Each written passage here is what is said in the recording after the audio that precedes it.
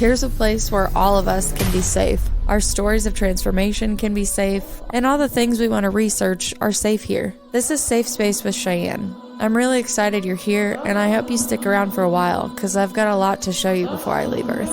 I love you guys. Hello, my Safe Space friends. I have Joe Flowers here today. And if you haven't heard any of my stories about how I've met Joe, well, today's the day. We're about to unpack that suitcase. But right now, I want to welcome Joe Flowers to the show. Well, I just want to say thank you so much for giving me the opportunity and the honor to do your show. Well, when you're like, when am I coming on an episode? I'm ready to tell my story. You're lucky I didn't go grab my Roadcaster immediately, because I've been wanting to interview you from the inception of my first podcast. Mm-hmm. So now that I have my solo one and I'm able to travel more, we're actually in the Enchanted Willow in Topeka, Kansas, where you work out of. And I mean, traveling and doing this project is one of my favorite things anyways. So to be able to travel to you when you were one of the first readers when I was going through my spiritual awakening symptoms, I think would be a really good way to call it. I think it's more like portals. Yeah. You were finding yourself. Dimensions, shedding, yes, all that crazy stuff. But I was sent to you from my mother-in-law in a very synchronistic story we'll get into later. And since then, we have evolved one of the cutest friendships I've ever had the honor of being a part of. Same here. Yes. And now I'm in your store, and I want to hear your story. Okay. Well, the Enchanted Willow has been around for quite some time. They enlarged their store. It's owned by 4 people, but I work with 2 of them, Bert Miller and Kenny, and I never know people's last names. So to him, for me, it's just Kenny. But he's the builder, and I've been here for over a couple years now, and he built me my own little room instead of being in the center of the store, which is fantastic because now I have privacy for my clients. Mm-hmm. You know, it all started. I would say I was predestined to be in this field because I was born with the gift. And actually, my mom was not even supposed to have children. They told her she was barren, she would never have any children. And my mom and dad were married for 20 years, and by their 20th year, she had her 2 children. And she was told this when she was married 16 years, that by the time my mom and dad would celebrate their 20th anniversary, she would have 2 kids. My mom laughed at my aunt because I have psychics, mediums, clairvoyants on both sides of the family. And they're both open, too. Yeah. Like talked about, honored, utilized. Yeah, and at that time, it was kind of more not too talked about too much because right away they put other meanings to it. Mm-hmm. You know, brujeria, which is witchcraft. And it's not that at all. So when I was growing up, well, going back to my other story, my mom fainted at the county fair, and they had just celebrated their 17th anniversary, I think, either 16th or 17th. And my dad took her to the hospital, and they ran a blood test, found out that she was pregnant. My mom, being 4'11" and having a witty sense of humor, hit the doctor with her purse and said, "Don't be doing that to me. Don't kid me like that."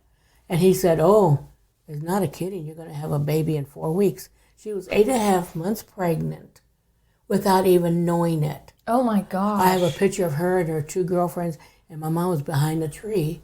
And I asked her, "How come you're behind the tree?" And she went, "Because I was pregnant with you." And I didn't know it. I thought I was just gaining weight because I was eating all kinds of melons. Watermelon, cantaloupe, honeydew, whatever, blueberries, blackberries, raspberries. So needless to say, I love the berries and the melons. Apparently. And again, 4.5 weeks later, I was born. Your mom was 8.5 months pregnant. Yeah, and did not know it. Did not know it. After being told, like, hey, you probably can't you're have barren, kids you anyways. never have kids, yeah. Yeah, did they know why? No, at that time, it wasn't like it is now. Yeah. You know, there was no fertility shots, there was no fertility clinics or anything like that. So when they told you something, you take it as a gospel. But 2 years later, True. my brother was born. And then that was it. Was she able to experience this pregnancy with awareness? Yes, the second one, yes. Okay. Yeah. She was like, I felt this Again, before. you see, when I was born, my daddy was 50. Okay. And my mom was in her 40s. She was 40. And 2 years later, she was 42. My dad was 52, and my brother was born. And what's astonishing is that I lost my dad 6 months of him being 100. Dang. So, yeah, he got to see his grandkids, his great-grandkids. He was a part of our lives for a long time. I lost my mom, though, when she was 69. And that hurt. But I know that she's around because I can sense it. I was going to say, isn't that the best part about having This gift. clear senses? So growing up, being Mexican, Catholics, older generation, I wasn't allowed to play with any cards, not even old maids. So any cards. So I went to graduated from high school, then I went to college, and the girls thought that was so funny in the dorm that I didn't know a jack from a queen. So they taught me card games. So I got to learn how to do pitch and solitaire and gin rummy and all of that. Well, one time I was in the student union and we were playing gin rummy. I was playing with 3 other people. And they gave me my 7 cards and I went, Slim, you're going back to Philly. You're going to get a scholarship. He goes, how do you know that? I went, I don't know. So I put away the cards. I said, Miss Deal. And then in my head I'm going, what's happening? Why did I say that? How did that feel when that came in? Well, when that came in, I thought, well, the first thing I said, what's going on? What's happening? Yeah, why do I know that? Yeah. So I thought, where did it come from? Well, second deal, I looked at my girlfriend next to me. I said, you know that guy you're dating? She went, yeah, you're going to marry him. She went, how do you know that, Joe? I said, I'm going back to the dorm. So I got up, I left the student union, went back to the dorm, called my mom, and I said, I'm coming home. Are you all right? Yes, maybe. I don't know. She goes, okay. Just let me know when you get here to the house. Okay. So then a couple of days later, I hitched a ride with one of the guys back home. Went in the front door, said, Mom, I'm here. She goes, well, go to the dining room, and I'll bring some sweet tea. I went, okay.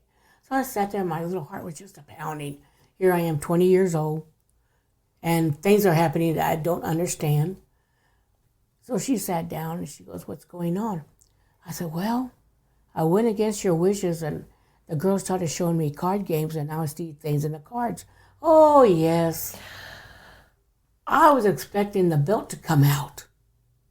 And I said, oh, yes. She goes, yes, God gave you a gift.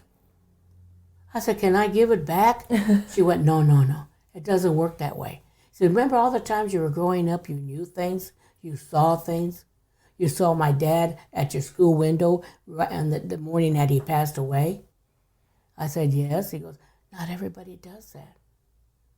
And I said, I thought everybody did that. She went, no. She says, that's why I would not shun you down and tell you, don't say that. So that's why when you were growing up, I would tell you, don't say anything that you see or hear to the elders. Because I don't want them to think that you're a witch or anything. And I looked at her and goes, but I'm not. She goes, no, you're not. This is a gift from God. Well, my mama never lied. So I said, okay. He said, but as you're getting older, I want you to do 3 things for me. And I said, what's that? She said, always tell the truth. Once you lie in your cards, you'll lose your gift. Always help people, no matter what. Always help them. And times at fairs, people don't have the money. I have them sit down. I'll do free readings. Because I tell them, well, when you have a job, come back and see me. Mm-hmm. You know, because I work in the light, and I've always done that. The third thing she told me was, don't become greedy. Well, at that time, greedy, I wasn't even reading cards. Mm-hmm. I went, okay. He says, you do those 3 things, you'll be fine. I went, all right. I remember the first session I read a card was my girlfriend, and my whole reading was $2.50. and a 6-pack of beer. We sat at the dining room table, and I read her cards. I was practicing, but I saw things, and they came true. One was that I saw this man coming out of a restroom and dropping dead. It was her father. Then I saw this woman dying, and I told her, when you go to work in 3 weeks, says the first thing you're gonna hear is, guess whose mom died? Well, it was my mom. And at that time, I asked Saint Jude, who's my spirit guide, to please take that away. I threw my cards away for about 6 to 8 months, did not pick them up. I didn't want them. And finally, somebody came to me asking, please, can you read for me? Just please. So I got a deck and I read them, but they took that away from me. Now, they do have a strange sense of humor. So I said, I can't see death, and no psychic in the world can tell you when you're going to die. That's your outcome. When you write your story, that's your outcome. Nobody can change that. But they replace it with laser dots. So I'll be reading for people. Now, I see like a red laser dot on a body or a certain part. I'll tell the people, I'm not a doctor, but you need to have this checked out. And many a times, I've been very correct. So they replaced it. And like I mentioned, my spirit guide is Saint Jude. He appeared to me twice on my deathbeds. First time was when I was 7 years old. I had a ruptured appendicitis. My dad had a 53 Chevy. We didn't have a hospital in Horton that could take care of me. So they wrapped bags of ice around me. My stomach was as hard as this table. And it was blowed up just like a big old watermelon and red. And so he drove to Kansas City to St. Margaret's Hospital. And the nuns there took me in and got me a room. The doctors came. And I remember the doctor pulling my mom to the side and says, you need to make arrangements. She's not going to make it. And I looked at him, and it really aggravated me. So I said, no. So my mom came back crying and said, don't buy any flowers, Mama. I'm not going anywhere. She went, and she just patted my hand. And they put tubes through my nose and mouth and to suck all that poison out of my body. And all night long, I heard like this thump pump. Little thingy. Yeah. So when I hear my sump pump at home, I go, oh, brings back memories. Yeah. But anyway, the next day, I was still hooked up to the machines. The following day, they took them out, and I was sitting up. And my mom said, oh my goodness. My dad cried. And I said, I'm okay, because this nun gave me something on my pillow. And my mom says, when did she do that? Because you couldn't talk with all the tubes. And I said, yesterday, last night. This other nun was in the room, and she goes, what nun? Describe her. And I told her, she had like these Ben Franklin glasses, real old, kind of the height of my mom. And she lifted up my hair and put something there. And it was a medal of Saint Jude. I still have it. When I do the fairs, it's in a little ceramic case. Oh, nice. Yeah, it is now 69 years old, that medal. You've been carrying it around that long? Yeah. That's awesome. And so I said, okay. And I told her about the story. And she looked at me, made the sign of the cross.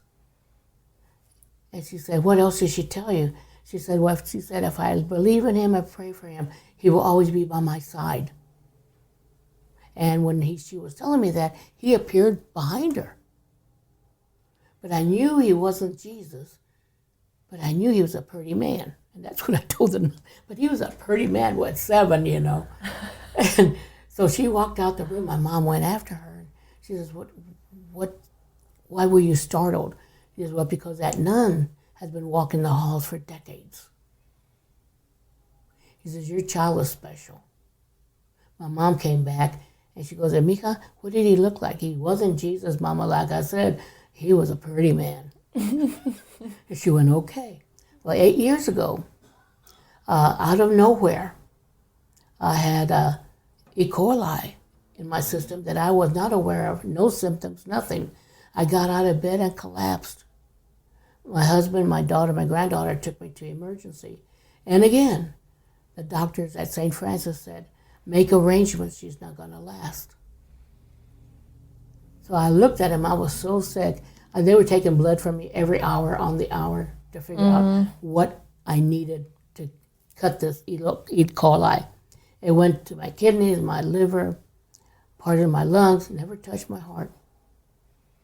That's a blessing. Yeah, and that was on a Friday. On Friday night, I was in the room and my husband came in. For some reason, when I turned 12, I could smell death. Mm-hmm. And does it smell like sulfur to you? Yeah, it just, and I could smell it on me. My husband came to visit, and he said, I told him, I said, forgive me if I leave you. Now, knowing you know George, okay, he has a little sharp sense of humor. And he said, I'll throw you a blankety-blank ladder. And I said, I hate ladders. He goes, learn to climb it. He said, I'm going home, you'll be fine. I said, okay. He left, but he had tears in his eyes. I thought, can he smell it? And I wondered. Well, my daughter stayed with me. And then I finally convinced them, just go smoke, go walk around. And they went, okay. And when they did, it was about midnight. This black cloud came in, but I knew it wasn't harmful. It was one of my dearest friends, Thomas, that visited me. And he's a wonderful healer. And he said, he just came over me and I could feel peace. When he left, all of a sudden the room got to be a bright yellow. And I went, oh my. And the portal opened, I could see it over there. Cheyenne, there's nothing to fear about death. The colors over there are just brilliant. It hurts your eyes, they're so rich, so brilliant. I saw my mom, I saw my dad, saw some of my animals, other people, but I saw Saint Jude, and he was coming to me. And I said, I'm going to go. I'm leaving. I was so happy, kind of just ecstatic, because I was going to go through that portal. And I said, okay, I can do it. I could feel my body lifting. And damn it, he put his hands on my chest and pushed me down. I was so angry, so disappointed. Have you ever felt peace like that, like on Earth? No. Like it really was what they all say it is? Yeah. It is. Yeah. And so, as needless to say, he left. I went to sleep. I woke up the next day. Everything that hit my body was gone.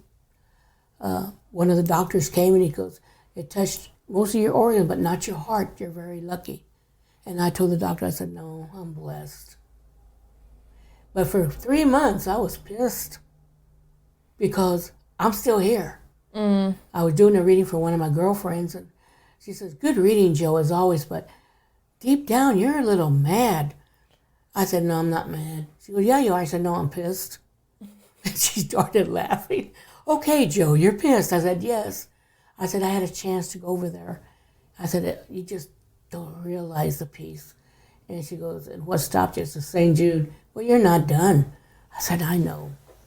But I still wanted to go, but I got to do what I have to do yet. Mm-hmm.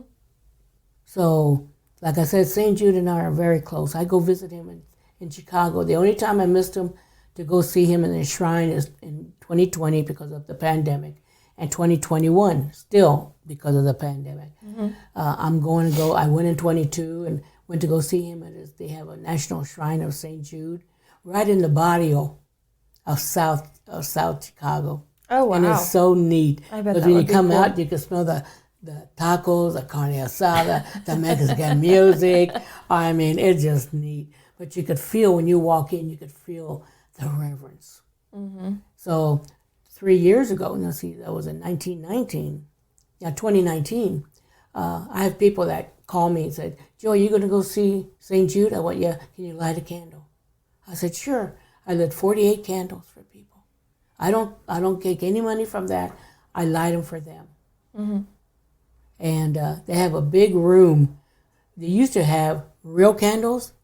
Well, it got so hot in that room that now they have that the little switch you turn them on, the little nightlight candles, not as hot. Probably not. No. Or hazardous. No, and not hazardous. So I'm planning this year, God willing, to go visit him again. And this is in Chicago that you can go see his shrine? National Shrine of Saint Jude. Really? Yeah. That is so interesting. Yeah, it's like on East and 190th Street. And, it's just like I said, right there in the barrio. That is so interesting. Now I'm wondering if there's a St. Christopher and a St. Anthony one around the world. Oh, there probably is. I mean, I'm sure there is, oh, right? Yeah, but I never thought about it till this time because I got a necklace when I was younger. It was a St. Christopher one. Oh. And they were like, I'm a big traveler anyways, but they're he protects travelers. They're like, keep this around your neck. My little Wonderlust fever, wherever you go, like take this pendant. And I actually still have it hanging above my bed at home. Mm-hmm. Yeah. And then I just lost a couple rings last week. And St. Anthony's good and to find them. St. Anthony sent Monroe to my backpack, and she ran and she's like, "Mama, I found your rings." And I was like, "Thank you." That's the second time he's found my rings too. He's good for finding rings. St. Joseph is good for selling houses. I don't need a house right now, but I will remember that. He's good for selling a house. But you got to get the statue, and you take it out, and you bury him face down, looking at the street or the driveway. And then when you sell your house, you dig him back up. I tell people, don't put it in the yard because you forget where he's at. You put him in a big old potted plant. And then you take it out, dust him off, and put him on a tabletop or a mantle. When you have family issues, you just hold him and ask him to help. St. Joseph. Mm-hmm. Very interesting. Yeah. I don't know my research on him, so I feel like I'm learning today. Mm-hmm. Do you have any other saint knowledge you want to drop on us? I would say Michael, the archangel, the very protector, especially for firemen, anybody in law enforcement, things like that. But he's a good protector. Archangel Raphael, he's a wonderful healing angel. He carries a green light. He's one of mine. Yeah, he's a wonderful healing angel. I have a friend, she's a reader. She's very in-depth. And she's like, I'm pretty sure like I lived a past life with Saint Michael. She's like, I don't know. She's like, the way he talks to me, the way I talk to him. She's like, I swear we've had a past life together.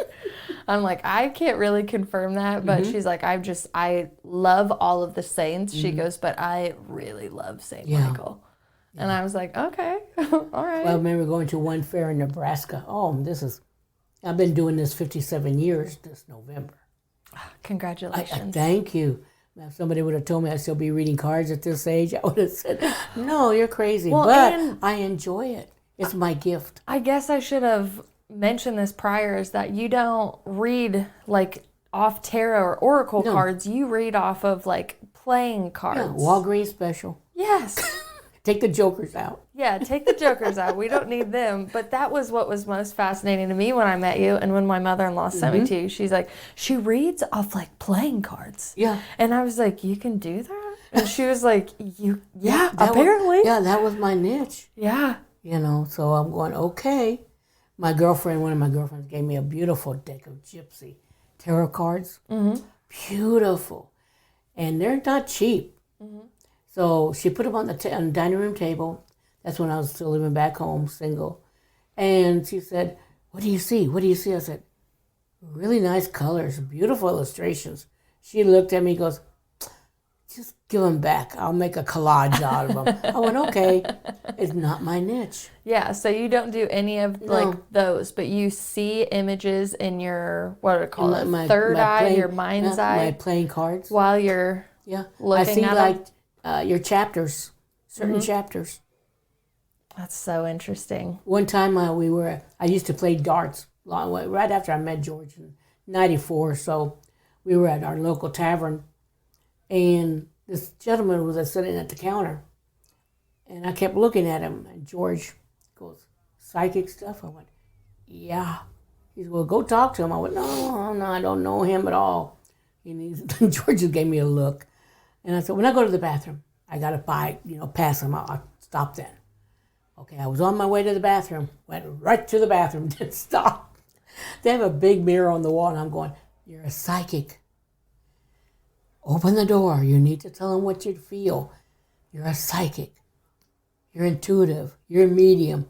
So I'm talking myself into this. Mm-hmm. So I opened the door and I said, hello. He goes, yes. I said, I'm a psychic medium. And he goes, oh, my grandma used to read cards. I went, oh, thank God, didn't you know? You know what I'm talking about. So I was so relieved. And he goes, yes. I said, you're in a high stressful business. And he goes, yes. I said, but you lost someone. I said, it wasn't his fault. It wasn't his fault. You could have done nothing about it. Well, he was my partner. I said, you're a cop. I said, oh, you're a narc. You're doing some investigations. And he goes, what if I was doing a sting right here? I said, not at this bar. No. I said, and he said, you lost your partner. I said, he killed himself. He goes, yeah. I said, it wasn't your fault. He had demons going. He had so many other things in his life going. Then I told him, I said, he passed, and I told him how many people were waiting for him. He goes, thank you so much. I said, you're gonna be doing a raid, right? And he looked at me, he goes, yeah. I said, 5 of you going in? He goes, yeah. All 5 going in the back door? Yeah. I said, don't do it. Send 2 in the front, 3 in the back, because there's a guy behind a tree with a gun. He won't shoot the first 2, but he'll shoot the third one, and the third one has blondish hair, light hair, or maybe white hair. And you go, blonde. I said, send 2 in the front and 3, you 3 in the back. Count like to whatever count you want, and say that's when they come in, and they'll find him. I see him behind a tree. Okay. I said, okay, well, I'm done. That was it. That was a message. Right, transmission cut. Bye. Yeah, I said, thank you so much. Have a good day. So I went up, didn't think nothing of it. About 6 months later, we go playing darts again, and I go in there, and George said, isn't that the guy you talked to last time? I said, oh, yeah. And I went up and said, hey, how you doing? He goes, yeah. I said, oh, how are you? He said, yeah, you're the narc. Again, you're going to ruin my sting. I said, not at this bar. And we laughed. I said, how did it go for that raid? He goes, man, my guys thought I was crazy. I said, why? Because I told 2 go in the front, count to 3. We're going to count to 4, and we all go in. I said, what happened? He said, it wasn't a tree he was behind. I said, oh, okay. He goes, it was pallets. Oh, okay. And I said, it's wood. It's wood. I said, sometimes, I don't have clear signs, so it's wood. And he went, yeah. And he says, and we're okay. We got him. Wow. He said, do you see anything else? I said, no, I don't see anything else right now. You're okay. It's clear. Coast is clear. Yes. I had at the last psychic fair, I had these 2 ladies walking around. They stopped at my table, and I told them what I do, And she goes, well, we're walking. I said, no, go keep walking around, and the person you feel like you have a little connection with, that's who you sit with. Oh, okay. I kept walking. About an hour later, she goes, I'll get a connection with you. I'm going to sit down. I said, okay, sit down, please. And she called me 3 weeks ago, almost yelled in the phone. She says, oh my God, Joe, if you were here, I would give you a kiss. You were so right. And I got my baby back. Her baby was a GMC Jeep. We all have our babies. Yes. And I said, really? He goes, yes. I took it to the mechanic. I said, look, this psychic told me that there's some wires tangled up, and there's 3 wires that's making this car not start. They were in the glove box, in the corner. He never checked until then. The car's running. Perfect. I look, oh my goodness. I said, I might not be completely accurate, but I kind of give you about face of what I see. I said, Joe, you saved me money. It was only $600 instead of $12. My car is running. I'm so happy. I'll see you in July. I said, well, thank you for the warning. Yes. So I love feedback, even though as long as I've done it, I love the feedback. I like the feedback too, especially because I always say I'm playing Pictionary with probably my higher self and your higher self. So I get to see pictures in my mind, and then I also get to hear voices in my right ear, but it's frequencies trying to line up. So sometimes it's just sorry, you're gonna have to give me a minute, what are we saying? And like one words will come in, and then sometimes phrases will come in, however it goes. And mine are compatible with the cards, so I use a mix of tarot and oracle. But ever since I met you and I picked up tarot, I started randomly like going in and being like, okay, so like what does eight of clubs mean compared to tarot? Like, what am I looking for in here? And maybe one day I'll pull a whole deck of cards out and just be like, all right, what is she saying on these damn things? But I mean, I know they still have their meaning, but I think it's so cool that you're looking at them. And I mean, I've had plenty of readings from you too. And the stuff that you pull out, I'm like, how? Yeah. You know, like there's People no have other asked way. me, can you do classes? You know, can you teach? Well, if I knew what the heck I do, I would. Yeah. But it comes from within. That's You know, very sometimes I'll say things, and after the lady leaves, or lady or men leave my table, I'm going, wow, what the heck was that from?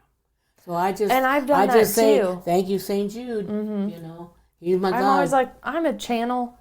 Like, I want to be as humble as possible about it. This is not something that I was like, oh, I strive to be psychic and I strive to go out of the traditional norms and go and like make this be a habit. Like I had things happen to me like you did from a very young age where it was so undeniable to me. But since I was the only one having the experience, everyone else around me was like, okay, like since they had never experienced it, they really didn't know what to do about it. I went home around the time that I had my spiritual awakening multiple times just to talk to my mom, because I had known that like our side of the family was supremely Catholic. So I just assumed that there was a suppression of gifts on my side. And then I could go to my dad, and he always talked to us about intuition and like spider senses in our belly. He's like, you know, you listen to your gut. If your gut tells you to get out, you get out. So we were really good at being trained on intuition and just awareness from his side. But then my mom pulls this story out one day that I don't know why she waited so long to tell me, but she said that my grandma Ruth used to like see stuff and hear stuff. And when she somehow brought it up to the church, they told her it was all demonic and like to shut it down. Oh, yeah. You know? Yeah. So she was scared because of what the church told her. And then she disregarded anything that was talking to her, anything. So when I started really like honing in on even like the synchronistic dark night of the soul part of my story, and then just being like, is it real? Like, I really saw them. I can see. I have been seeing the whole time.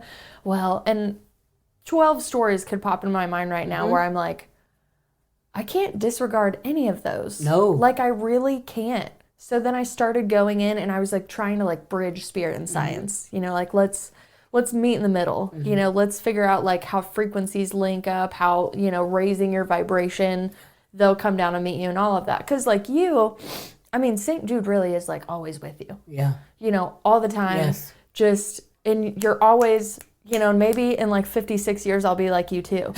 But like right now, like I'm still in a very investigative mode about it. Which, and that's good. Well, it is, but it's also like I don't want to shut down my right brain because that's where it all comes in. So if I get overly logical about it, I will actually have to go take a couple breaths because it's almost like my masculine side of me is taking over me too bad, and then it doesn't come in clear. Yeah, I tell people you cannot second guess yourself. Yeah. You cannot question what you say. You let it come because it comes from within. Or not be insecure when you're wrong about the vision, because I think so many people have this thing where like psychic mediums like have the winning lottery numbers. No. You know, if the psychics did lottery numbers, there wouldn't be a lottery. I started that with my readings because my readings, I just call them like channeled messages. For instance, I have passed on people write messages out to their loved ones for me. So I was actually in Reiki class a couple weeks ago. One of the members in there had just lost a loved one that was very painstakingly close to their heart. And we were actually learning the emotional key, Seha key, that day. So that was just, it was a very heart-wrenching class. She came in very vulnerable, told us about it. And like I just started, I call it like a cloud. Like when this cloud, like they're wrapping me up in a bubble almost because they're about to start talking to me and I can feel it. And I was like, is this happening right now? You know, like, is this okay? So I was like, I'm I'm just going to let it go. Like, I'm not going to judge it, whatever comes in, whatever comes in. And I started hearing this guy talking. And then I was like, am I really hearing that? Damn it, quit second guessing it. Like, you've done this before, just let it come in. And I mean, she's powerful in her own right, but you know, like, everybody's grief different. takes you down and you're not able to connect with your loved ones at the time, no matter how great your clairsenses are. So I was like, I understand why he's coming to me, because I'm an outside observer of this situation. Yeah, objective. Yeah, really objective. So she's telling the story of like what all this is doing for her. And I just finally grabbed my notebook and he just starts writing her a letter, and everything that she is saying, he's responding to over and over and over and over. So then I put the letter up and we're like, we're just going to do like a little bit of breath work and yoga and center ourselves back together again. And then in the middle of yoga, he walks over to my ear and he's like, I'm not dead. I was like, and this guy's actually not dead yet. He's in a coma and they're going to pull him off life support soon. His spirit came. So his spirit was all like all over his kids, all over her, all that stuff. And like she was wise enough, like he would come and sit and like pull on her arm like he used to. So I felt very insecure giving her the message, because I was like, I don't know if this is actually going to push you over the edge or if this is going to help you. Because there were so many questions going through her head that she's like, now he's gone, I'll never be able to know this. Yeah. How will I be able to let go of this? How's this closer? Like, I could hear her rattling around in my head, and then he's over here giving me the map for her. Yeah. So I grabbed the notebook again, and like when I channel, like you can't get in the middle of it. It's just going. It's just going. And it's not creepy in those movies where you take the paper away from the kid and they start clawing with their nails. I hate that. Oh, I do it's literally like, do not, and no, this isn't me. But I'm like consciously there. So then I was like, do you mind if we take a break? I was going to wait till the end of class. She wasn't going to make it to the end of class. And I said, I have a couple gifts that I know you're aware of. I said, some of them just kind of come online when they want. I was like, or when they want it online. I said, so these are for you. And none of that makes any sense to me, but apparently it all makes sense to you. So then she started reading through it and she was just like, I know you have a gift. Like, I know you do. She's like, but how? Thank you so much. Yeah. And then it really helps people. It really does, but there is an insecurity, especially for me, from my upbringing too. Like, I have a family that doesn't believe in it. Like, well, I have multiple sects of family, but the one that I love being around the most, they're a really great religious influence. They do not believe in any of that work at all. But my grandma will happily believe in it, because when her mom died, she came to me. Yeah. So then when my grandma was on her deathbed last December, like, we went and they were like, you better say goodbye. Like, we don't think she's going to make it. And I said, well, if you're going to die, I guess I should tell you the story so you know how to come back to me just like your mother did. And I told her the story. She ended up pulling through. She's great. And she was like, why didn't you tell me that you saw my mom when you were younger? And I said, oh, well, I told my parents, and they were just like, yeah, we're not going to go tell everybody at lunch that Grandma Walker came to visit you, because they just justified it as that was my first exposure to death, so that's just how I processed it. And I was like, no, that always stuck with me, especially the fact that she came back to me and what we buried her in. I was like, she likes what you buried her in, because she visited me. When I see my mom, it's what she was buried in. When she comes to see me, I smell cotton candy. That's nice. You know why? I can't think of what that one is called, but I actually used to have that one, and it's been shut down for about over a year. Well, I've always smelled cotton candy. I lost my mom when I was 30. It's going on 47 years she's gone. But when she's around, I smell cotton candy. And the reason is, the fondest memory, one of them that I have, is when we'd go to the county fair. And we always dressed up. And my mom always had dresses on me. My brother always had gabardine slacks and a shirt on. We were always dressed up. And before we lived 3 blocks away from the fair. So right before we go home, we had a choice of snow cones or cotton candy. I always had cotton candy. Me too. And I loved it, and I loved the smell of it. And so we could go home walking, and if we got dirty and sticky, nobody saw us. So Very true. Yeah. So your mom was like, I need you to be clean Yes, at all yes, times in yes, public. yes, exactly. And she always instilled on me, if you go anywhere, look nice, be presentable. Mm-hmm. So I always do, as you know that. You are a rock star. I always do. Absolute rock And star. so when I smell cotton candy, I go, oh, Mom's around. You know, I love that. Yeah, gives me good memories. My dad is Ben Gay Yeah. because he worked for the railroad. And at that time, he was 50 when I was born. So, yeah, Ben Gay was his cologne because Wow. he rubbed it on his shoulders, That's funny. and on his neck. Father-in-law uses that, so my husband uses it because it's nostalgic. He's like, that's what my dad smelled like. That's what I want to use. So when I smell that, and I'll use Bengay myself, and it just brings good warm memories. You know, It happens. I went in a Nebraska fair one time, and they had this psychic had this wheel, a wooden wheel with where it would click and stop at a certain saint. And I was inquisitive because when I go to fairs, I look around. Mm-hmm. And I said, oh, this is interesting, being Catholic. I said, this is interesting. Are you Catholic? He goes, yes, ma'am. I went, oh. He goes, spin it. I said, why? He goes, I just want to see where it lands. I said, okay, landed on Saint Jude. Okay. I went, huh. I smiled. He goes, that's a first. Usually it's other saints. I said, yeah. I said, we're buddies. He goes, really? And I knew he doubted me. Mm-hmm. I said, can I spin it again? Sure. I spinned it again.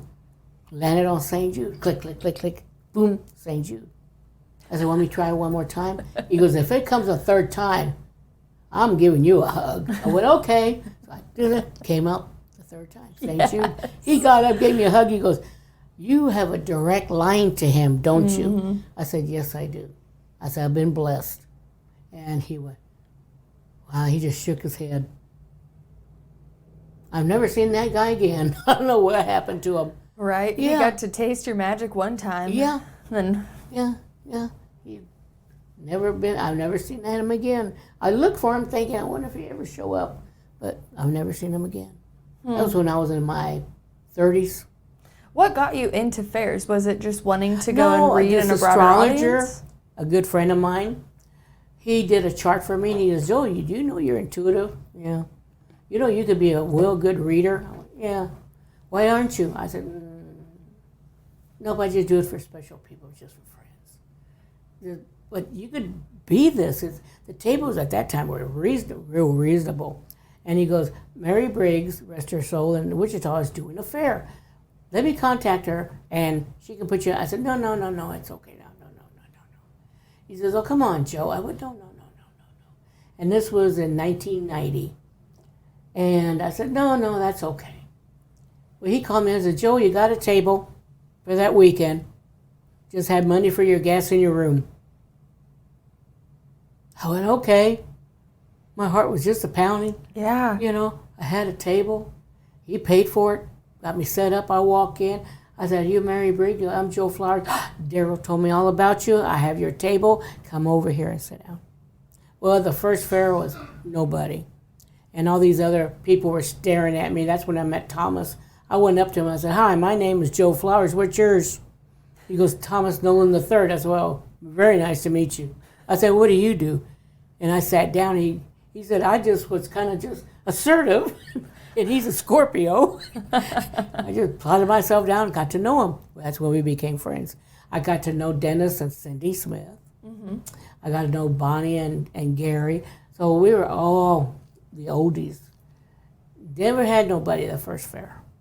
Second fair, and I took my own food, just in case, and I took my extra money for gas, went to the room, just stayed in the room, no social. Didn't know anybody. It was in Wichita. So the second fair, one person. I went, well, you know, it's $15. $15 is $15. Mm-hmm. So I used that for gas, and I got me a cheeseburger.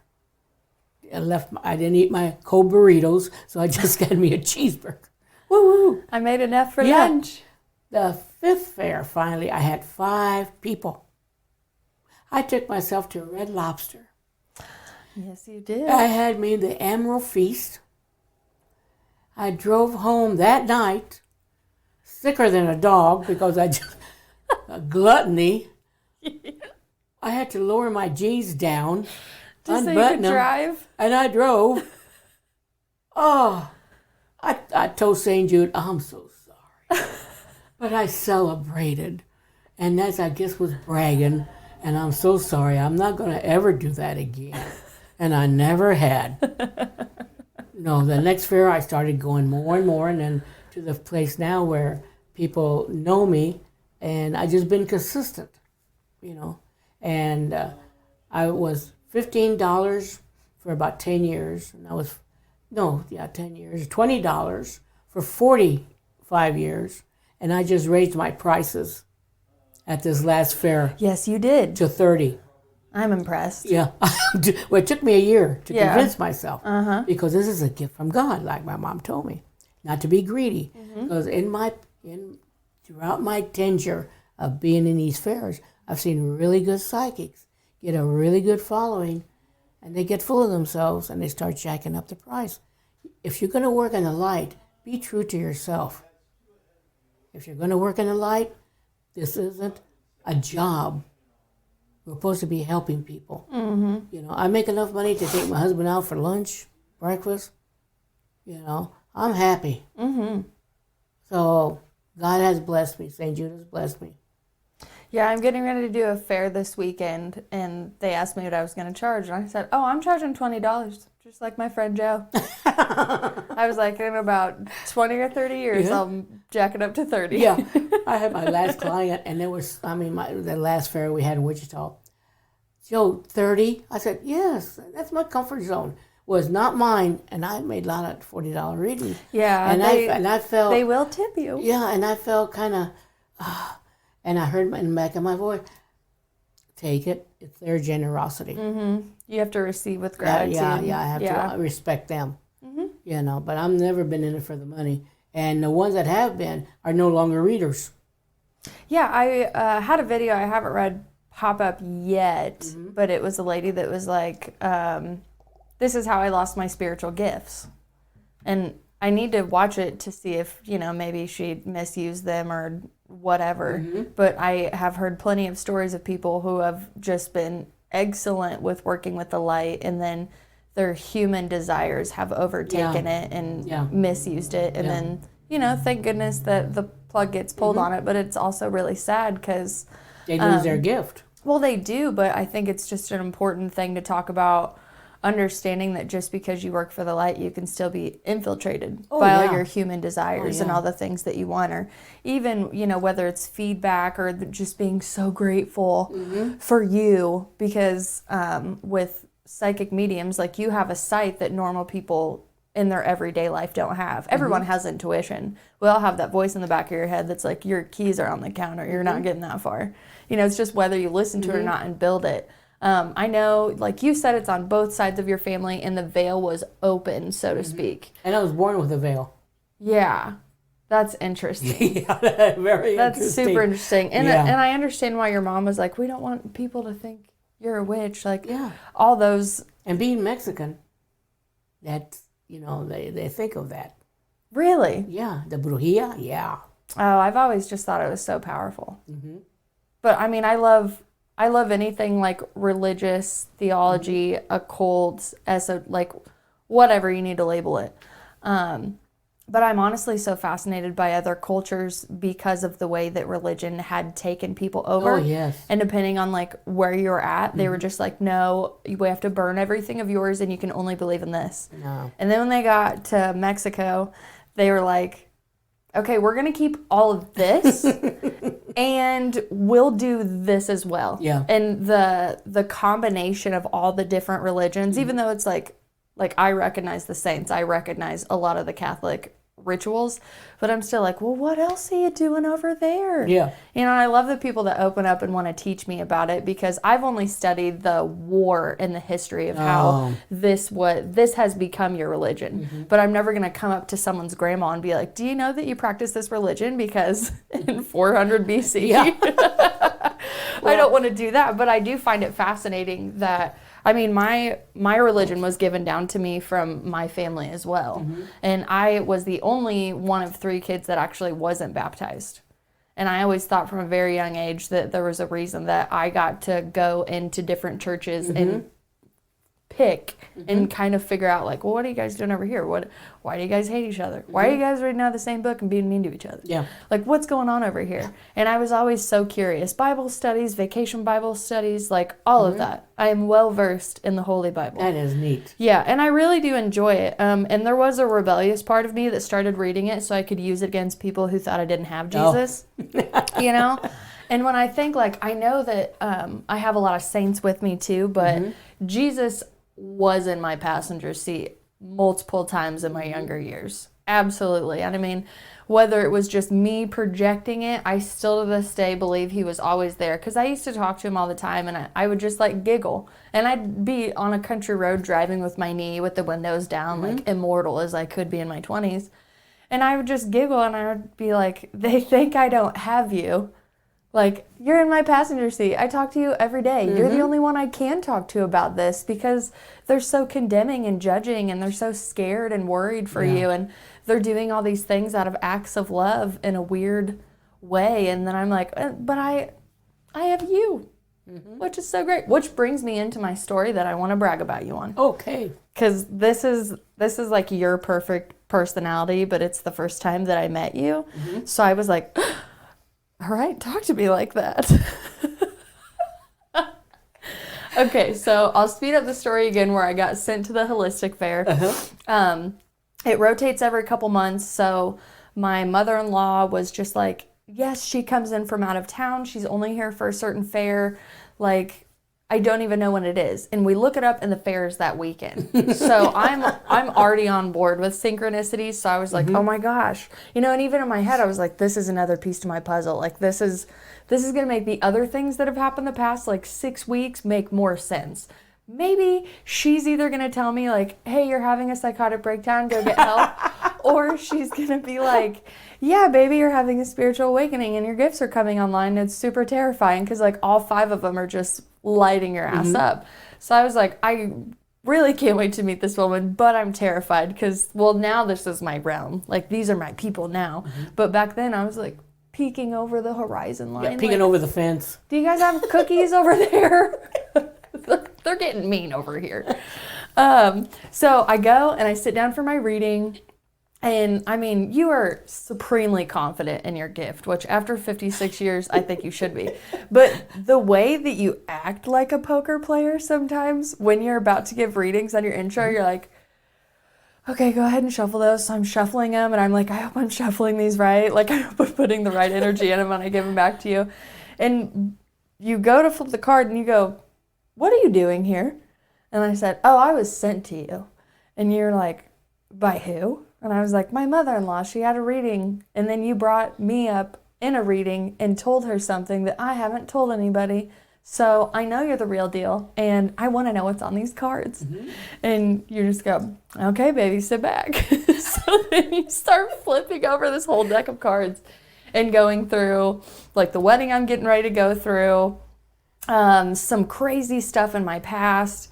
And then you look in the middle of the cards and you go, is there something you're still mad at your dad about? And I was like, no, I love my dad. We're great. We have a great relationship.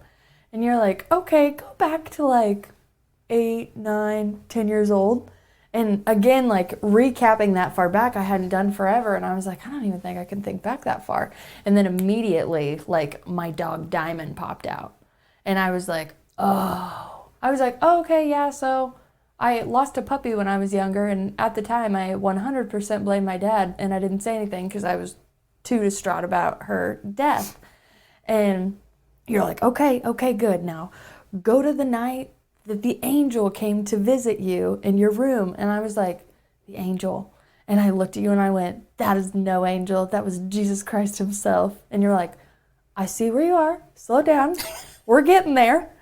And I was like, okay, right? Because I still had that, like, Christian, like, fight thing. I was like, you say his name. You say his name correctly.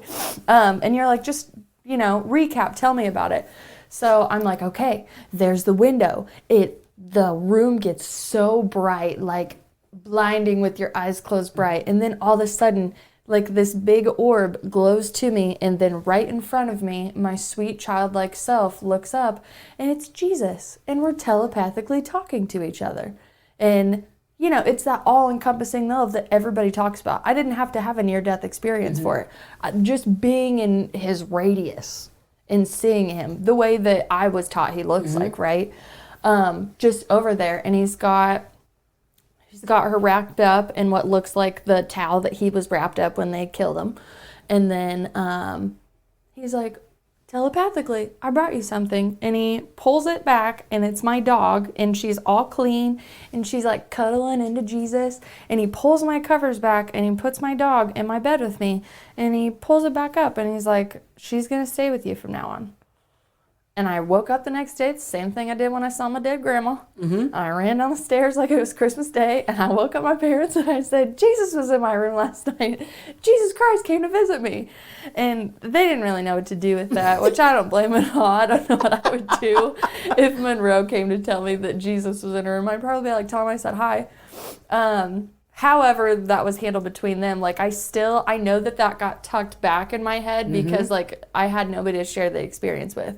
Until I'm sitting in Wichita, Kansas in 2019, 2 weeks before my wedding, having a spiritual awakening, and you literally, I shouldn't say you, but like you're sent that information, and then you're telling me it, and I'm on the line of, this has to be true based on my experiences, but there's no way this woman would know any of that. I forgot that I was mad at him over it.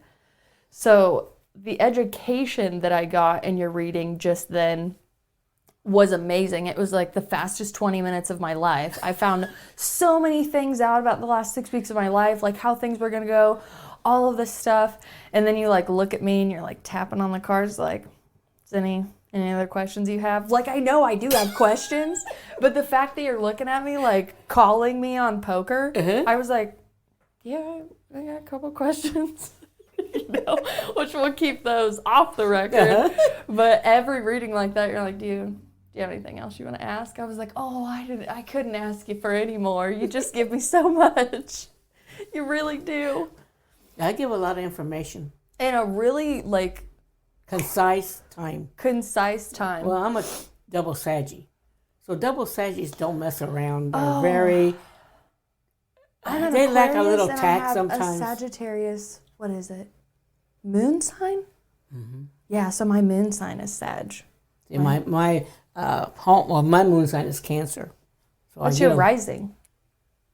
I don't know. We're going to look that up before we leave. Yeah, because mine's Leo. So just right when I walk into a room. Okay. Yeah. What a surprise, right? Yeah. So I have a few questions. I know, like, your gift is definitely your gift. I do think it is, like, a supreme direct line from Saint Jude. I've never met a reader like you, nor do I ever want to, because I think it is specifically Joe Flowers, right? But if I were getting into the same experiences that you did, where you looked at the cards and you saw something, and then your religious programming prior and the way that you were brought up, they're like, you don't touch those cards. So when you went home, your mom could have easily been like, this is why we don't touch cards, because what you were connecting with were demons. Well, I asked her why it wasn't allowed. She goes, because I knew you had the gift. And secondly, I didn't want it to influence you at an early age. That's why when I do fairs, I don't read for no kids under 16. That's a good idea. I don't read for kids because I don't want to influence. I don't want them being at 21. I got to call my psychic. No. At 16, they more or less know their path. Yeah. You know. So I was brought up like I was normal, like everybody did what I did. Everybody knew what I, could do what I do, and everybody could see spirits. Like I was having tea parties with my spirits at the age of 3. Yeah, see, and there's a lot of people that don't grow up that way, that they have a lot of conditioning to break through before their senses can really come online. So I was growing up, it was second nature to me. I was a church secretary in the 80s, and the priest, rest his soul, my favorite priest, he rest his soul, came to me. I was in the rectory counting the money, and he goes, Josephine, I hear you're a psychic. I went, oh. there goes my job, Right. part-time job. And I said, yes, Father, I am. And he goes, I said, if you're getting any problems from the congregation about it, that I'm a psychic, because I started practicing more by then, I said, let me know and I'll resign. I said, you get another he looked at me, I'm a big boy, I can handle that. I just want to know who's going to win the World Series. Oh my gosh. And I went, no, I can't tell you that. Why not? I got a bet with my housekeeper. I said, no, I can't tell you that. Right. He goes, okay, fine. Which I do know And there he are readers accepted out it. there that they'll Yeah. do money, stocks, but all he that. he accepted it. I love open-mindedness Yes. people in religion. Yeah. That don't demonize everything outside of their beliefs. Yeah. And I mean, I've ran into a handful, plenty of them, but even like I said, I wasn't baptized Catholic, but we grew up Catholic for the most part. And then when you're like, oh, I'm Catholic, there's a lot of things I enjoy about it and I like it. And there's other things that I'm like, no, that's not for me. Yeah. And the saints are the biggest things for me. Yeah. Like I said, Christopher travels with me, Jesus travels with me, and St. Anthony has returned so many of my priceless rings. When I need something, I just ask Saint Jude. It's just like when I go to the fairs, I ask him to help me with the fairs, bring me people that need my help. Maybe I'll start doing it because this is the first, longest time I'll be reading. So I'm going to do it for 2 days from 10 to 7. And you see, when I do circles, but this was years ago, they would ask for prosperity. You raise your hand. I never raised mine. I kept mine to the side. And I always was between Thomas and Devon, and they knew better than to raise my hands. yeah. I never raised mine and asked for prosperity or any abundance, prosperity. I kept my hands down. And one time, Thomas says, Joe, you keep your hands down. I said, I don't ask for prosperity. I ask for people to come to me that need my help, that need my assistance. He went, oh, I've had complaints on me because I was just charging $20 to promoters. Promoters would say, that's just Joe, leave her alone. I had one psychic, rest her soul, that we had the fairs in Wichita, and she would come up to my table, are you still charging 20? I said, yes. And she was, well, that's just being stupid. You should walk away. Well, one time she came to me, and I had a client. And I have a little wit of sense of humor with me. And she came up, are you still charging 20? I said, yes. Well, Joe, you could get $80. You could get 75, 50. And I said, you know what? You need to buy some wood, make a bridge, and get over it. Because I'm not going to change my price. Right. The lady that was my client, she started getting up, and I just pushed my hand at her and told her, just sit.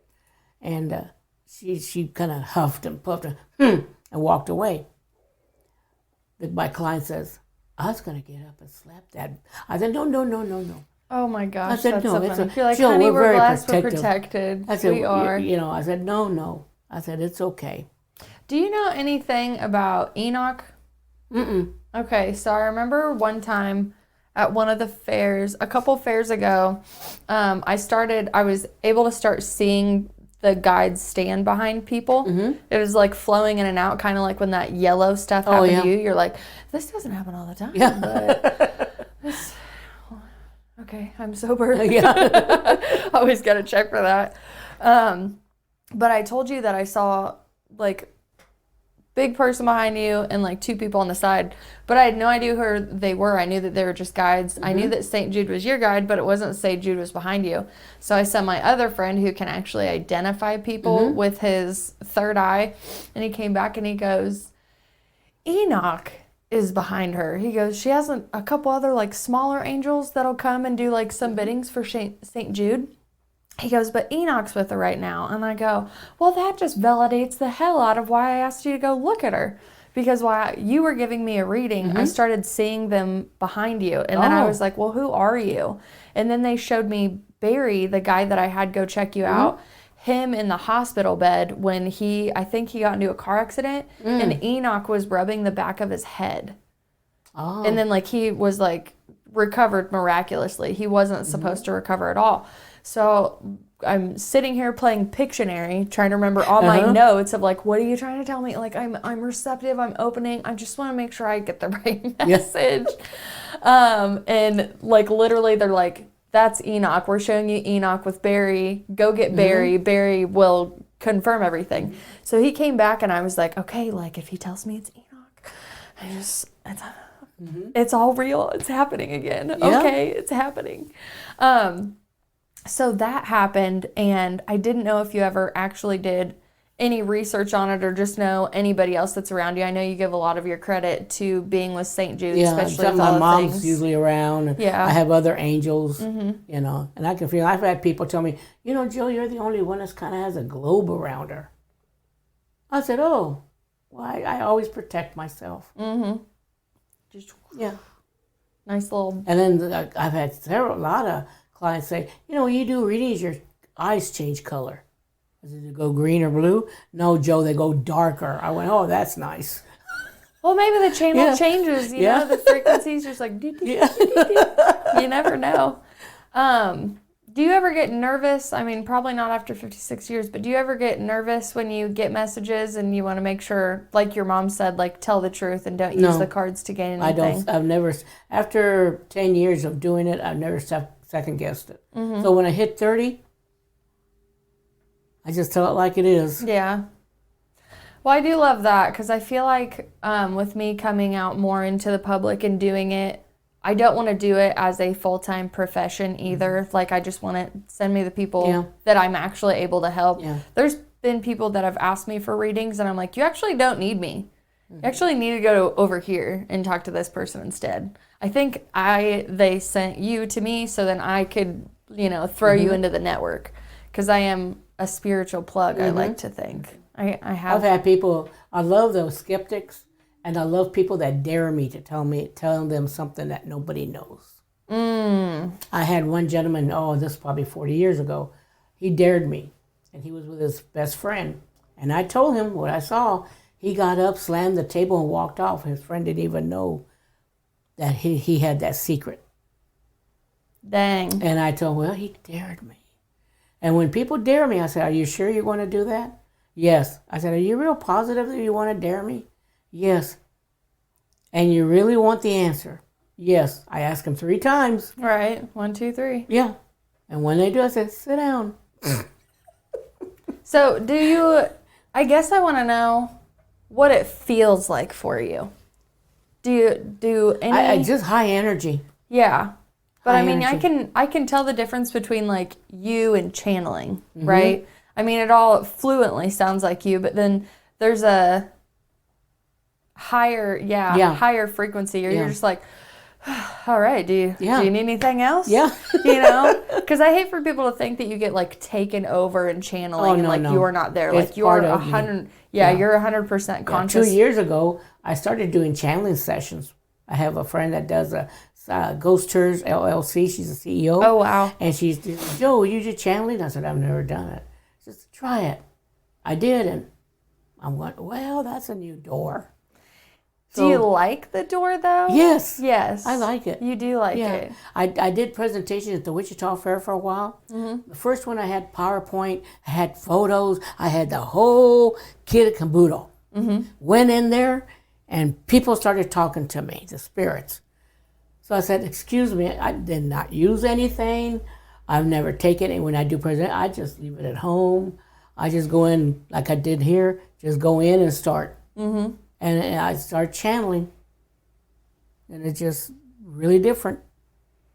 Yeah, if anybody has any channeling in their range of giftage, I would say I always ask everybody how it feels for them, because everyone literally experiences all this different. Like psychic mediums, there's so many different ways that you can receive messages divinely. And you don't have to consider yourself a psychic medium. I don't consider myself a psychic medium. I love using the clear senses terminology. I love thinking of them as a extra muscle that I get to work and exercise, just like I like doing yoga and Pilates and trying to eat good all the time.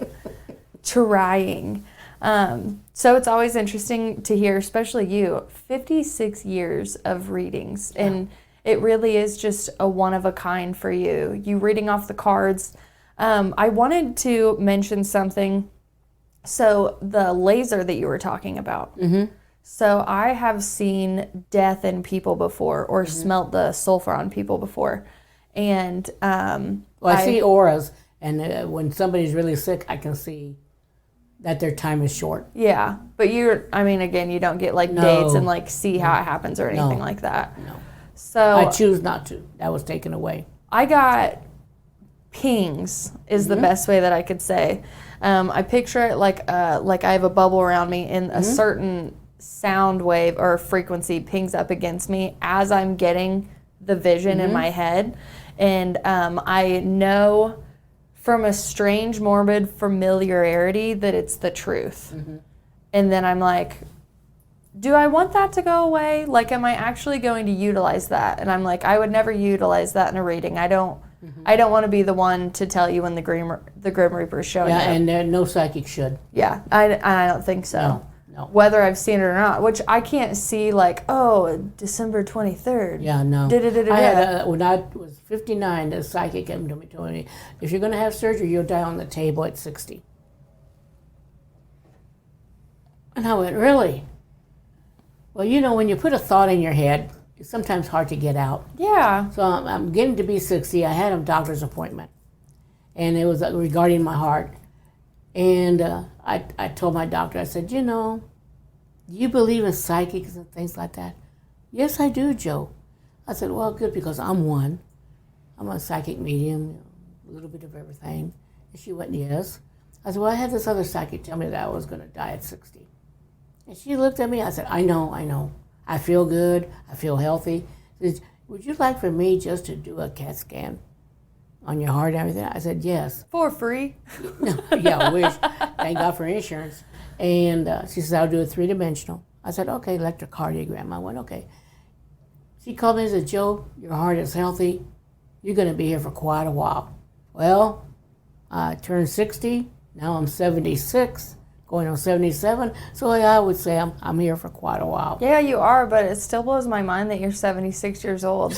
And your spirit is as freaky as an 18-year-old that just got let out of the house for the first time. Exactly. Like, I'm not even going to mention the stuff that we talked about before we hit record, but if we were the same age and ran around back in the day... We'd have to have a bail bondsman's 911 call. Yes.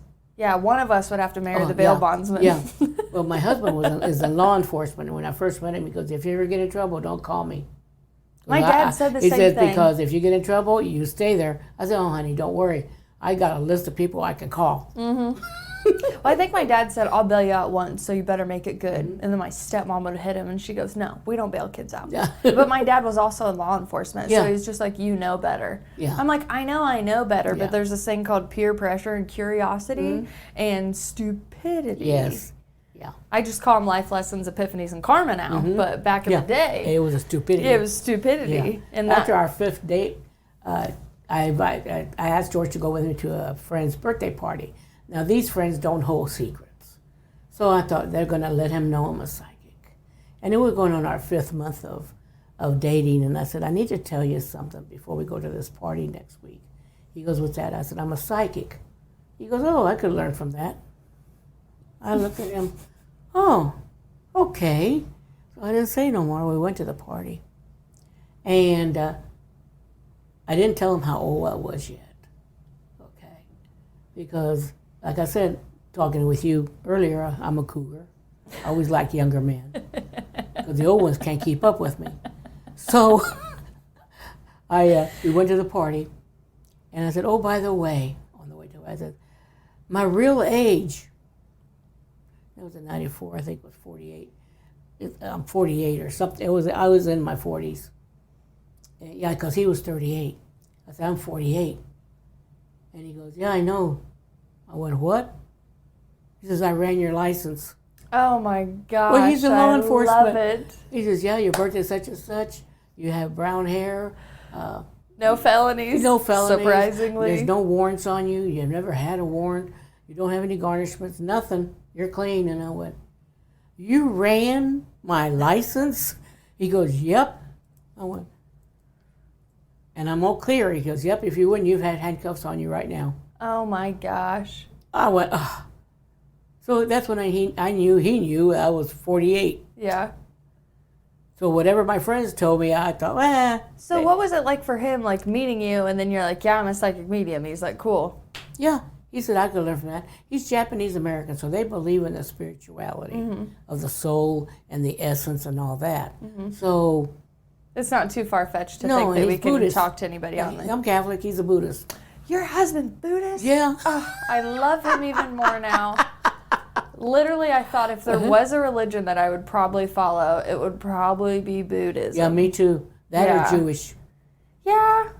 Yeah, I do like a lot of the stuff that they were doing too. But anyway, Maybe I'm down with the robe and stuff too, but that is so cool. Yeah. I'm learning so much today. I know it. But yeah, it was neat. So as far as people, like, are everyone just go, oh, that's so cool, you're a psychic medium, or did you have pushback with people that were like, When I had my store for 17 years here in Topeka. I had people come in and they see me reading cards. They would actually run out of the store because they thought right away it was witchery. yes. Yeah, so I've encountered that. I just, as they run out of the store, I tell Saint Jude, don't trip them, be nice, and Don't God trip bless 'em, them. be nice. Yeah. Yes. I said, and God bless them. Yeah. I have people that wouldn't even come in the store because of my 2 black cats.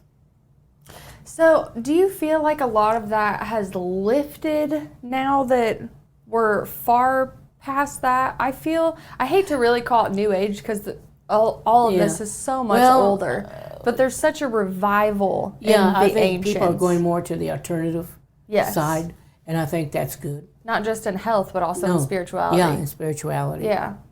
You know, I think they're opening up more, which is good. And trusting their own intuition, Yeah, too. because there's 4 roads in life. There's just not the black and white. There's also the gray and the brown. So there's 4 roads in life. So When we're done, you can tell me which one I'm on right now, but you do not spill the beans on my show. oh, damn it. Damn it. I have had a card reading on an episode before, and it was nice, but I enjoy ours. I've had 5. Yeah, I think so. And yeah. I enjoy you folks. Oh, yes. Yes, which I will call my father when we are done and let him know how much you love him. Yes, For everybody that's listening, Joe loves my dad. I do. Loves him so much. Okay, before we get wrapped up, I'm pretty sure I have a couple questions for you. Okay. And then as soon as I say one, it might run away from me. So do you have any advice out there for anybody that is struggling to accept their gift right now? You have to have the faith to know that God puts you where you're supposed to be. God gives you what you're supposed to have. I like that. Okay. And do you just do in-person readings and you travel to I do fairs? phone readings. Oh, you can do phone I readings cover, too. I think, every state except Alaska now. So I even do phone readings from Hawaii. Okay. Yeah, so yeah, I do phone readings. So they can get a hold of you through your Facebook page? Yeah, through Joe Salehar or Joe Flowers, whichever one comes up. I'll link it for them so they can get to you quick. I wasn't aware that you did phone readings too, so I'm glad that I can put that service out there. I do phone readings. They have to call me, and I'll tell them what they need to do, how to get in touch with me with the phone reading. I also do limpias, which it means cleansings. Tell me more about this. I do the old Mexican way. Tell me more about this. So I clean up your aura. I clean up any negativity that people puts on you. I can actually tell you where people have entered into you to get you into a negative side. I did one on my husband, and after an affair, there was some things that went on in the affair that he was at, and I took it out, and there was a little splinter with blood on it. I've taken worms out. I've taken literally moving like little snakes in the water. It's been really interesting. How did you come about doing cleansings? Well, because I was visiting my grandma and grandpa, and my grandma was an old gypsy. She always wore her head bandanas and the flooring skirt. She would pass by you, and it was like a breeze going right by you. And she was doing one, and she had a beaded curtain, and I was peeking through it, and she looked at me. She pointed at me and said, "Come here." She pointed to the chair for me to sit, and I saw her doing it. Then after she was done, she told me to stay there, and she came back in the room, got done with the lady, came back in the room and told me, "This is how you do it. This is what shows." Because when I was 10 months old or 11 months old, my mom and my dad went to Topeka. He saw his parents, was my grandma and grandpa. And there was a lady that came to the house, and she gave me the evil eye. On their way home, I became sleepy. I became lethargic. It wasn't me. So my dad turned me around, turned the car around, came back to Topeka, and my grandma did a cleansing on me. And the egg that she used became a hard egg. Does it trap it in there when they're cleansing it? Yeah, but how do you get rid of it? Well, after I do the cleansing, I crack the egg, read it, and then I tell you how to get rid of it. Because once I trap it, it's gone. Mm-hmm. Yeah, it's not going to pop back out. No, and then I tell you what to do with it. This is so interesting. I didn't know that you did that too. Yeah. And I love that you were taught from family like that. Mm-hmm. Oh, man. Oh, man. Well, friends, if you're listening into all of our Joe Flowers short stories today, you can get a cleansing. And she does online phone readings, which I didn't know that. No, not online. Not online, but like phone. Over the phone. I tried the computer. I couldn't get nothing. Oh, don't worry about the computer. I just want people to know that if they go to your Facebook page, that's how they can get a hold of you. Yes, most definitely. Yeah. That's wonderful. Do you have any closing remarks, any last stories that you want to fit in for us? No, I think I've always appreciated my gift. When between 20 and 25, I learned more about myself during that time. At 30 is when I really blossomed and accepted wholeheartedly what God gave me. How are you able to do that, though? Like, how are you able to get past the insecurity of it, the wondering how to use it, making sure that you stay humble with it? Well, I remember what my mom told me. And starting doing fairs, I see the people dropping off that worked in the light, then all of a sudden they did not work in the light. And I didn't want to be one of them. Yeah. Because I enjoyed helping people. So once you enjoy doing what you do, it's my joy. And once you have that joy, it's easy to accept. Okay, you just reminded me of another story from my reading. So I will say this because ever since I was a kid, I love helping people, but I don't love people telling me how to help people. Right? Right. So it's like, oh, I'd love to go do this, but then like the event organizer is just a troll. So I'm like, this is not joyful for me. I'm here to help people. I do fairs that are joyful. Yes. And there's fairs that I don't do anybody, especially new fairs. I don't care. I go visit the vendors. And I go visit other psychics. You're a ray of sunshine. Yeah, I go visit the other psychics. And I also come and I'm like, are you okay? Yeah. Do you have water? Does anybody be mean to you? I'll kick someone's ass for you, Joe. I love you. I come and check on you all the time. You're one of my favorite parts about the show. Yeah. But the thing that you said to me, I had just gotten another job in the industry that you had told me to leave like 4 months ago. But I was just pregnant. So I was like towing the line for my family and like making money for my baby that was coming into the world. And again, I love how sarcastic you are with your messages because I'm like, I always want to like let people down easy. And you're like, I'm just a channel. So I was like, yeah, I just got this job here. Like, I'm really excited about it. And you look at the cards and you go, pretty sure we talked about this. You're not supposed to be doing that, but you have free will. So again, I'm just going to say this. You are meant to serve people. You have trained enough in the serving people field. Now it's time for you to go serve their hearts. Okay? So whatever pathway that means for you, you go. And then you just pick the cards up and look at me. Because I was like, I knew that you'd kind of be disappointed that I got the same job that I also want to leave. But like I'm towing the line for my family right now. I'm going to do it for like 2 years and then I'm going to get out of it, man. It's going to be fine. But I always remember I'll be driving along feeling like a little insecure about, am I just going crazy? No, I'm not going crazy. Look at all these experiences we've had. And then I'm like, well, Joe did tell me to serve their hearts. And that does really bring me joy. Joy, yeah. And you have to find your this joy. too. Yeah, you have to find your joy. You also need to realize that people have their own path. You can't change their outcome. And even when you're close to people and if they go through something tragic, you can't change their outcome. Teach It their is own. what it is. Yeah, They wrote it. definitely. Well, I love that I have your story on here and all the short stories of all the people that you've helped and just like the advice piece of it and trying to understand what it feels like with using your body as a conduit and all the people that you do have And it a direct link energizes to. me. Other people get just worn down. The more how busy I am, the more I'm energized. In my heyday, which you would have loved, in my 30s and 40s. If we reincarnate, let's do it together. Got it.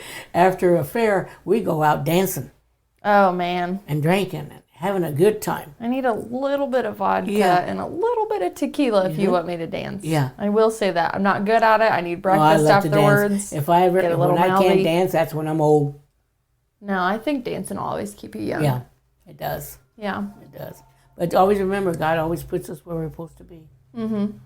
I love it. And thank you so much for coming on No today and problem. sharing Thank your you so story. much for traveling the 2 hours to come and see me. I love road trips. Good And the deal. fact that I was driving to you, I was like, do you remember what the first time I met this woman, did you ever think, like almost 5 years later that I'd be sitting in your business interviewing you? There you go. I never saw it, but I'm so glad we're here. Yes, same here. But we're going to go ahead and get off here because Joe Yeah. has now a cleansing and a reading to do for me. And thank you so much. And my blessings are always with you, my girl. Yeah, even when you pass on, we do need to decide what you're going to come and be to Well, show I'm going up. to be a little bit taller. Yeah. I'm going to have more of a little butt. I know you're probably going to trip me, which is fine. Just make sure But somebody you don't break stops nothing. it. Yeah. Oh, one thing also people have to learn that we don't have failures in life. They're lessons. We do not get broken. I hate women that said, I'm broken. No, we get fractured, but we don't get broken. Yeah, And it's people like, need to remember that. Our failures are lessons. We don't get broken, we get fractured. and we come back stronger. You got it. I love it.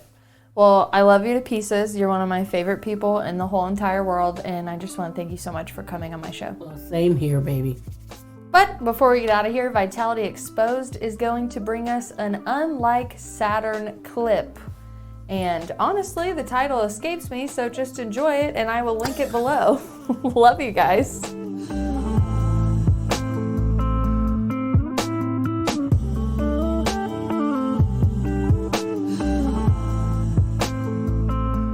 This is the Hoosier Media Network, your home for podcasting.